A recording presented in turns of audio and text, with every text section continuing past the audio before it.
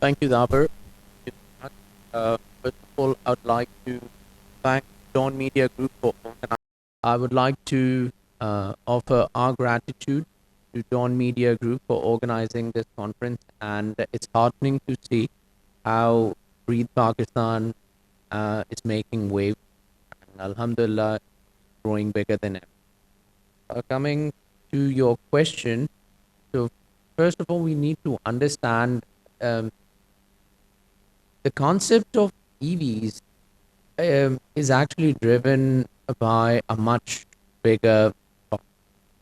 So when our group, HRL Engineering, our chairman, Mr. Zaid Rafiq, he came up with the idea of actually stepping in to coming up and developing the first smart cities of Pakistan. Those go by the name of Capital Smart City and Lahore Smart City. So at that point of time, he was very clear about the notion that it has to be part of the whole ecosystem. So transportation is the lifeline of our cities, but today it is also one of the biggest contributors to air pollution, oil dependency, and greenhouse gas emissions. Across Asia, we see the consequences that includes smog choking Lahore, heat waves crippling Karachi, and of course the rising fuel costs, the destabilizing economies across, from Sri Lanka to Bangladesh. The recent war scenarios and tensions in the region have shown us how fragile oil supply chains are.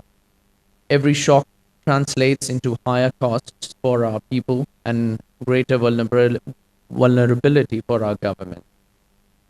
That being said, right now, if we speak about some of the statistics globally, 1 in 5 new cars is now electric, and in Asia, countries like Vietnam and Singapore are already at 40% EV penetration.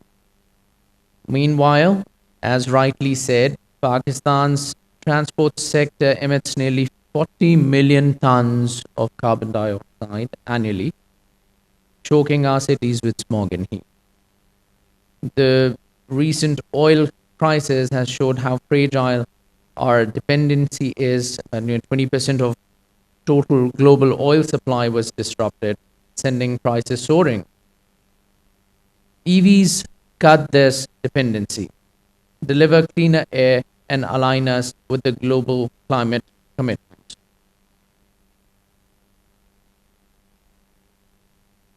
New energy vehicles, whether pure EVs or range extended EVs, offer a pathway out of this cycle. They reduce emissions to near zero, cut our reliance on imported oil, and align Pakistan with global climate commitments.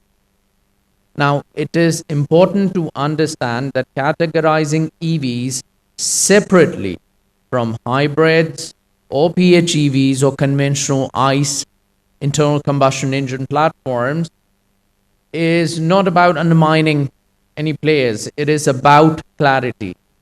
And it will allow policymakers to incentivize the cleanest technologies while still supporting transitional ones. So, this distinction is critical if we want to leapfrog into a future where our cities are breathable, our energy is local, and our mobility is resilient. Thank you.